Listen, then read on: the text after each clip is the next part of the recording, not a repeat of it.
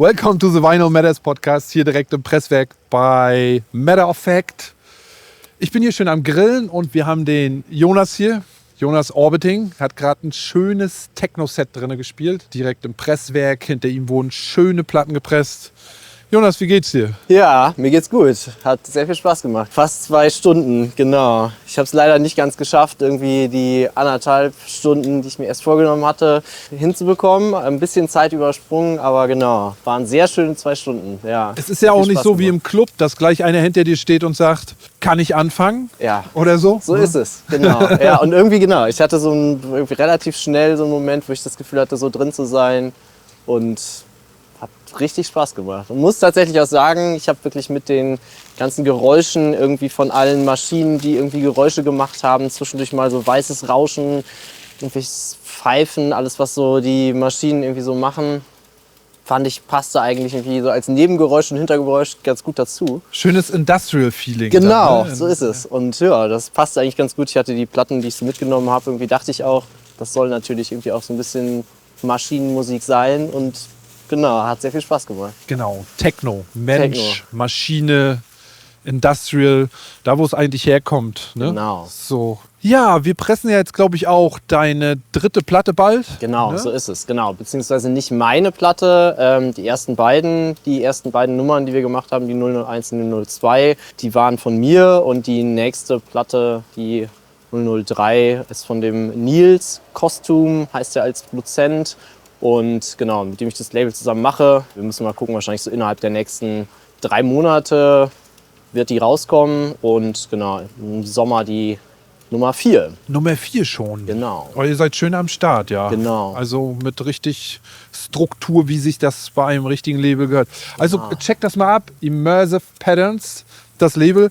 Also sehr geiler Sound. Oldschoolig, Detroit, nicht zu hart. Nicht zu weich, naja, es geht nicht zu hart, nicht zu weich. Erzähl uns einfach mal ein bisschen was über das Label vielleicht. Na genau, ja, wir haben, also Nils und ich, die wir das Label machen, hatten sozusagen eben den Gedanken und haben das so ein bisschen irgendwie aufgebaut miteinander, dass wir, wenn wir das eigene Label machen, natürlich erstmal so die eigenen Platten veröffentlichen wollen und eben nicht in diese Situation kommen, wenn wir schon uns selber davor gesetzt haben und irgendwie Platten selber gemacht haben, Klinken zu putzen und irgendwie Labels zu finden, die jetzt irgendwie diese Platten irgendwie machen, sondern sozusagen dann wirklich den ganzen Prozess selber zu machen. Haben uns eben vorgenommen, so 2 bis 3 Platten erstmal pro Jahr zu machen. Wie gesagt, jetzt die nächste Platte von dem Nils Kostum kommt jetzt im Frühjahr raus, genau. Und genau, dann im Sommer irgendwie die 004. Und genau, wir einfach beide seit langer Zeit irgendwie DJs sind. Nils eben in Trier nach wie vor wohnt und da Resident in einem Club ist. Du kommst auch aus Trier? Nee, komme ich nicht. Ich komme ursprünglich aus einem Vorort von Münster. Ah ja, okay. Genau, aber war eben auch lange, habe in Trier studiert und genau, war dann eben auch in diesem Club sagen relativ durch Zufall irgendwie die Leute kennengelernt, die da irgendwie den Club machen. Und gibt's den noch? Den gibt's noch, genau. Ja. Wie heißt er?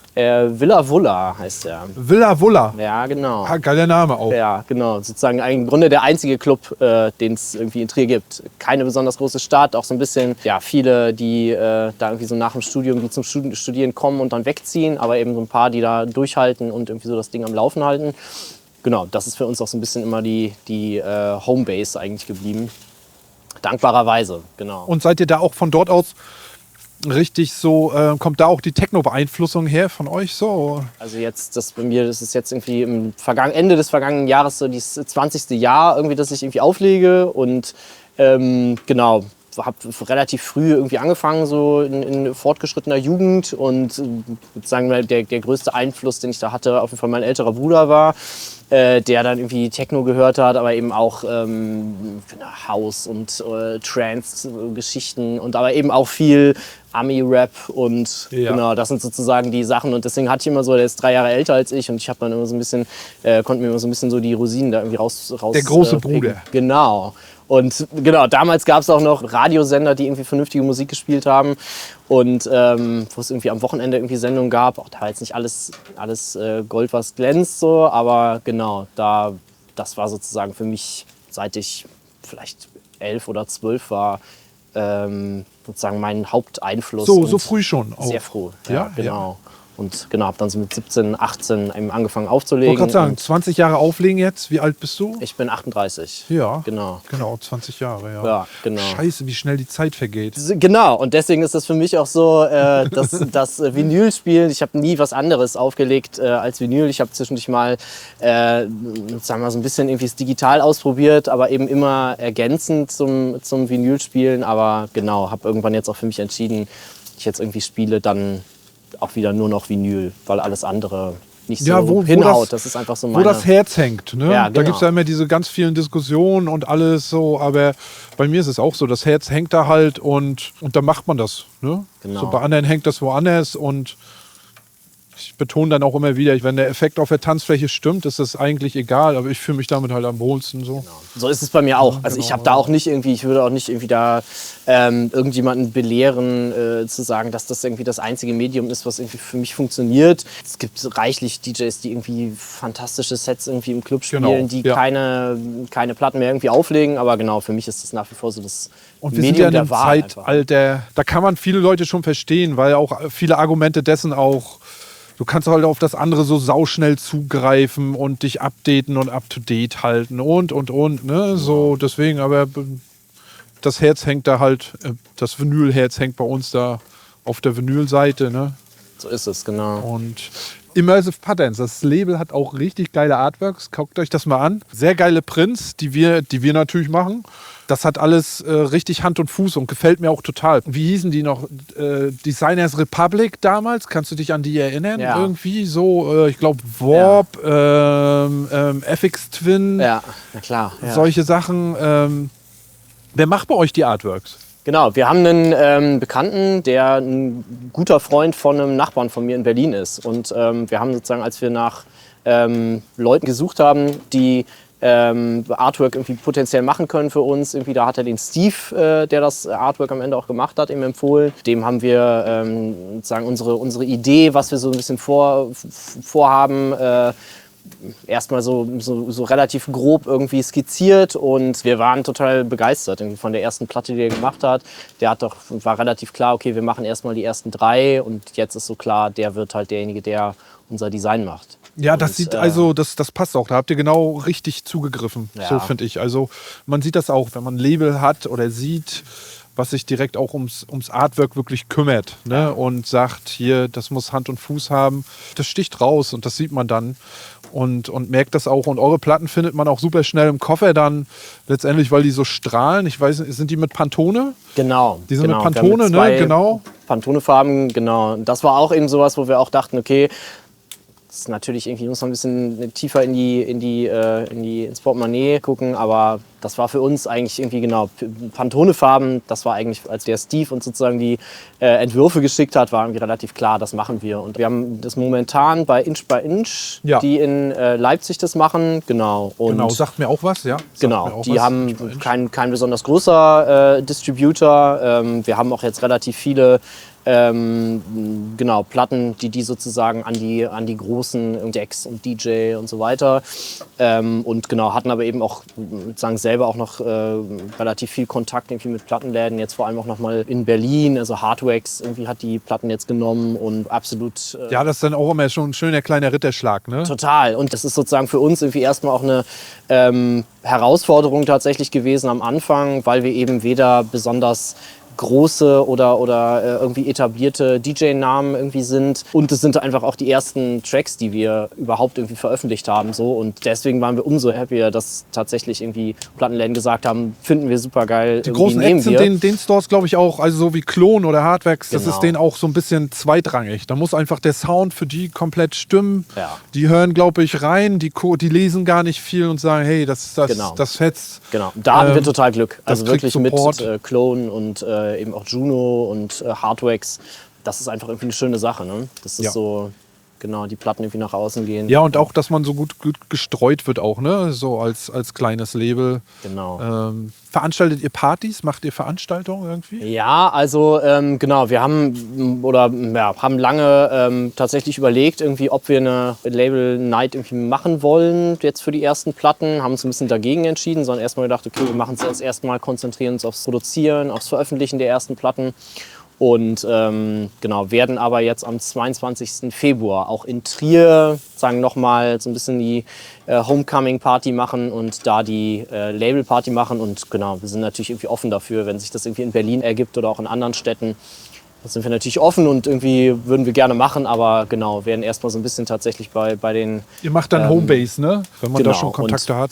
Wir schauen mal. Also wir freuen uns natürlich, wenn es irgendwie weitergeht, aber wir konzentrieren uns wirklich erstmal darauf, irgendwie unser Ding zu machen, unsere Tracks irgendwie rauszubringen und das langsam irgendwie aufzubauen. Und genau, haben jetzt eben mit euch sozusagen als sichere Bank irgendwie die Platten in entsprechender Qualität irgendwie zu veröffentlichen. Aber eben genauso ja, auch jemanden, der halt genau, und jemand, der natürlich irgendwie unser Artwork irgendwie macht. Das ist so, da habe ich jetzt das Gefühl, das ist so ein kleiner Kreis. So. Wir sind irgendwie eine kleine Gruppe und haben sozusagen irgendwie den...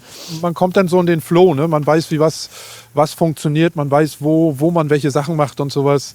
Also Leute, ein Label starten ist gar nicht so schwierig. Eine gute kleine Crew, ein Designer und dann geht es eigentlich los. Also Vertrieb auch, wenn ihr Vertrieb sucht. Wir sind auch ein Vertrieb. Also wir haben ganz viele Label am Start und vertreiben Platten auch selber. Wir bieten auch P&D-Deals an und alles sowas. Also wenn ein Label sagt, wir haben das Budget nicht dafür, dann findet man schon irgendwie einen Grund, wenn der Sound stimmt.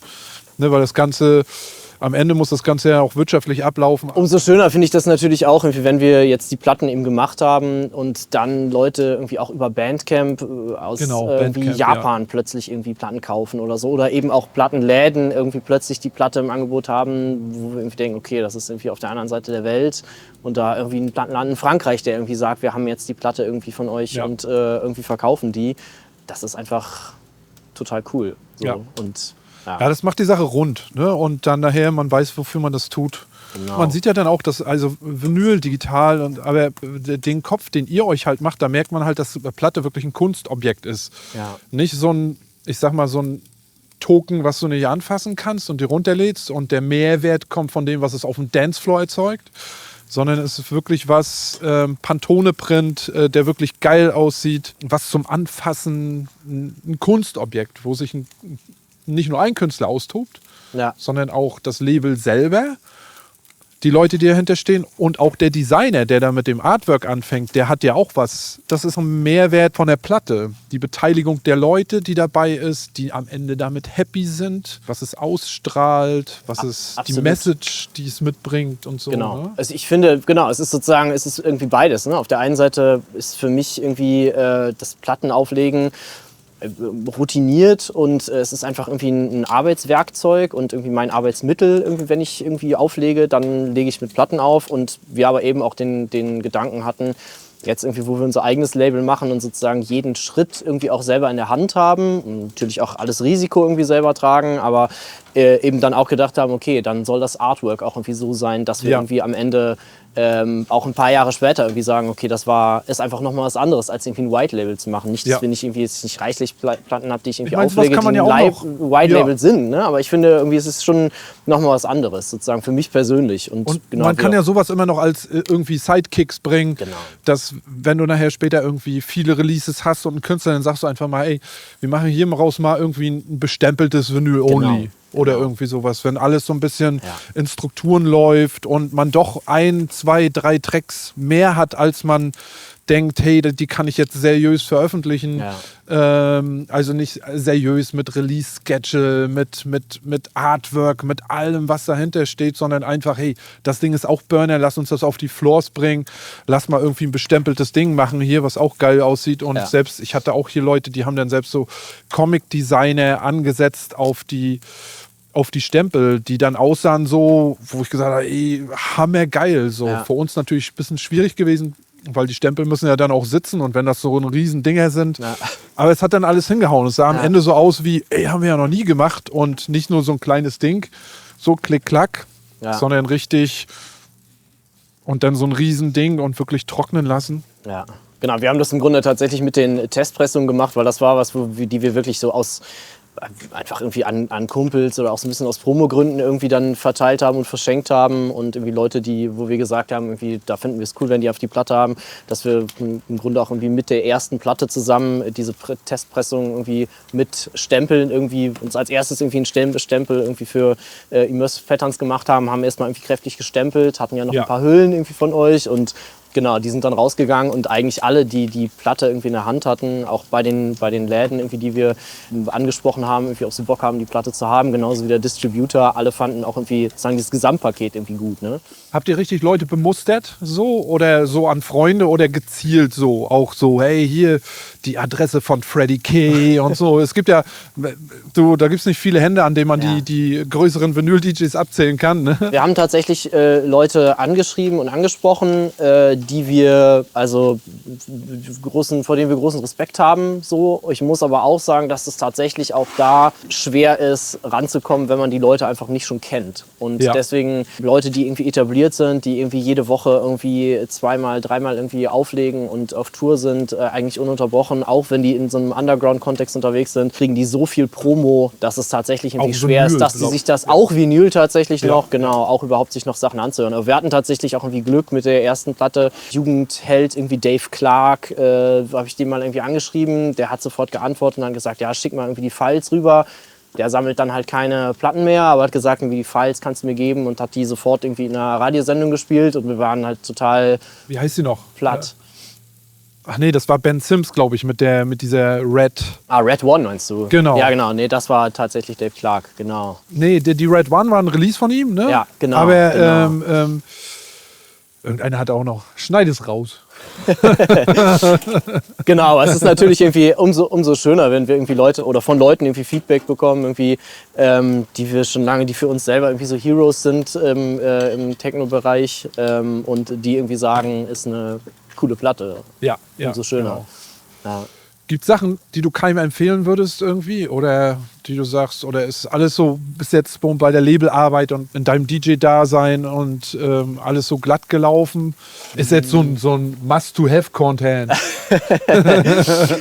Na, ich würde tatsächlich sagen, genau, also ich glaube, ich wohne in Berlin und habe vorher in Frankfurt... Habe ich auch schon mal gehört von der Stadt. Genau, hast du wahrscheinlich schon mal gehört. Und genau, ich muss sagen, das ist ein hartes Pflaster. Also, es ist wahrscheinlich auch keine Neuigkeit. Das war ehrlich gesagt, ich habe vorher in Frankfurt gewohnt, nachdem ich in Trier gewohnt habe. Trier war ein kleines Nest, da hat man sehr schnell die Leute gefunden, irgendwie die irgendwie gleich ticken und das war irgendwie ein nettes Miteinander. Frankfurt, aber eben auch in Trier ist einfach ein anderer Vibe, weil es einfach schon so eine Sättigung gibt irgendwie an DJs. Da ist jeder Zweite im Club, habe ich das Gefühl, irgendwie selber irgendwie DJ auf irgendeine Art.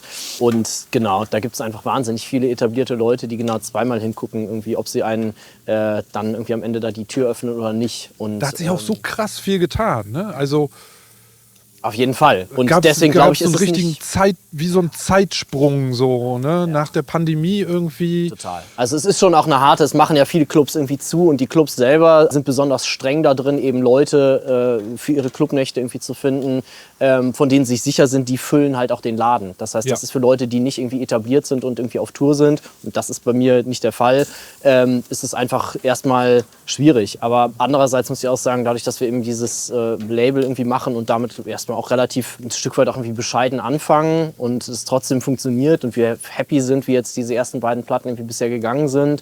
Wer sich da auch an Plattenläden irgendwie gemeldet hat, welche Leute die bisher gespielt haben, ist das, was ich das Gefühl habe, das wächst irgendwie schön und hat so ein organisches Wachstum und genau, was dann da am Ende irgendwie an Gigs in irgendeiner Zeit, in irgendeiner Zukunft mal rauskommt, mal sehen. So. Und das Wachstum, das letztendlich multipliziert sich das ja auch. Ich sage den Leuten auch immer, du, nach einer 001 kommt eine 002, eine 003, eine 004 und die 001 ist ja dann immer noch da mit der 005. Genau. So, und bei mir war das auch so mit Odd Even, dass nachher irgendwie, nachdem dann 30 Releases oder so und durch waren, jetzt sind es mittlerweile fast 50, dass so auch auf Bandcamp tut sich immer noch extrem viel, weil du schichtest halt einen Katalog mit extrem viel interessanten Releasen an. Ja. Und jedes zehrt dann irgendwie von der Arbeit des Vorgängers. Ja. Und man muss so eine Sache letztendlich aufbauen. Genau. Dann 001 und ist nichts geworden und ich habe irgendwie doch nicht so richtig und sage ich immer, hey, mit der 002 wird die 001 auch noch verkauft. Genau. Und so ist es bei uns auch. Genau. Und das ist natürlich umso erfreulicher, auch dass Leute irgendwie eben aus aller Welt dann plötzlich völlig durch Zufall bei Bandcamp auftauchen, irgendwie 1, 2 Tracks auch irgendwie digital kaufen und dann sagen, oh krass, ja stimmt, ihr macht ja auch Vinyl. Das ist dann schön, ne? Also, aber wenn es darum geht, was würde ich da raten? Also dadurch, dass wir auch erstmal den Zirkel jetzt irgendwie relativ klein halten und jetzt erstmal wirklich auch unser Ding irgendwie machen, unsere eigenen Tracks irgendwie veröffentlichen, mit euch zusammenarbeiten und auch mit unserem Designer zusammenarbeiten, habe ich das Gefühl, das ist so ein bisschen erstmal so ein geschlossener Kreis und dann gucken wir einfach mal irgendwie, wie es weitergeht, auch was jetzt Fremdreleases irgendwie angeht und genau, schauen mal, wie sich das einfach entwickelt. Genau, ein bisschen Ruhe reinstecken in das Ganze. Ne? Genau. So, ich habe dann auch gemerkt, so, umso mehr man da natürlich Arbeit und Druck investiert, umso mehr baut man nachher auch Druck für sich selber auf. Dann heißt es richtigen Schedule, Dates, alles was dazugehört. So. Und das ist natürlich toll, das zu haben, aber am Ende scheitern da viele Leute dran auch, weil es auch für den Einzelnen Druck aufbaut und auch Erfolg baut Druck auf. Genau. Nachher richtig krasser Erfolg. Ich kenne viele Label, die haben mit einem einmal krassen Erfolg. Und die müssen dann auch immer wieder dort ansetzen, beziehungsweise denken sie kommen dann selber in Zugzwang und dann verschließt man sich letztendlich den Freiheiten, die man eigentlich wollte, aus dessen Grunde man das eigentlich alles gestartet hat. Ja, ich will frei sein, deswegen release ich und dann heißt es auf einmal, ey, wir haben Erfolg, sowas geht überhaupt gar nicht mehr. Ja. Ne? Dann kriegen sich Label ohne dann auf einmal total in die Wolle und irgendwie gibt es das Label dann auf einmal nicht mehr. Also immer schön ruhig und alles, ne? Und genau. Ja, das ist bei uns tatsächlich auch so, dass wir auch gesagt haben, naja, wenn wir irgendwann Bock haben, mal eine reine Ambient-Platte zu veröffentlichen oder wirklich mal ein Ding, wo nur irgendwie langsamere Sachen sind oder es ist irgendwie mal was ganz entspanntes, dubbiges oder wir machen mal nur eine Elektroplatte oder so, ne? Und können sozusagen irgendwie selber bei diesem ganzen Prozess selber auch bestimmen, was wir irgendwie machen wollen, ne? Haben natürlich auch das Risiko. Das ist sozusagen immer das, was mitschwingt. Genau. Aber, Genau. Oh, hier war eben eine Windrose. Guck mal. Geil. Nimm das mal auf.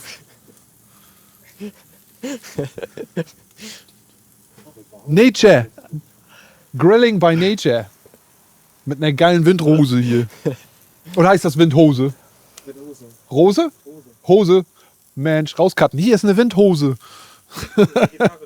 Eine vegetarische Windhose. Ja. So, eigentlich sind wir ready. Jonas, Hammer, dass du hier gewesen bist. Das hat mir sehr viel Spaß gemacht. Grillen ist bei uns immer so ein Ritual. Podcast heißt Grillen und drinnen die Leute, die ganze Crew, die Angestellten, die freuen sich dann immer mega drüber, dass sie was richtig Geiles zu beißen kriegen. Viel Veggie-Zeug, viel Fleischesser sind auch dabei. Für alle was. Hammer geil, dass du da gewesen bist. Ja, hat riesen Spaß War gemacht. bestimmt Vielen nicht das Dank. letzte Mal, denke ich mal. Sicherlich nicht. Weil vielleicht kann man sich ja einmal im Jahr so zusammentreffen auf ein geiles Release, auf ein schönes Set drinne. Ja. Ne, checkt unseren Podcast weiter aus. Weiter unten. Da sind richtig gute Sets. Eigentlich sind alle Sets geil. Jedes für sich. Also von House bis Dub, bis Deep House, Funky House, harter Techno, Detroit, das ist alles mit dabei. So. Es gibt schöne Interviews auch, wo wir so alles als Matter of Fact hinfahren. Wir besuchen demnächst ein paar Schmieden, die DJ-Mixer herstellen, die Anlagen herstellen. Wir werden nach Detroit fahren zum Movement Festival. Mal gucken, was dort abgeht. Und checkt das einfach aus. Lasst die Glocke läuten, dann kriegt ihr immer die News. Und enjoyt die Sets am Donnerstag, Freitag, aber auch am Montag, bevor ihr in den Club geht. Kleines Bierchen, Set. Und gebt uns vor allen Dingen Feedback. Das ist uns wichtig. Wie findet ihr die Sets? Das ist super genial für die Artists. Feedback ist immer schön für die Community, einfach um zusammenzustehen, um zusammen zu kommunizieren, um zusammen zu genießen. Ne? Vinyl Matters Podcast. Matter of Fact.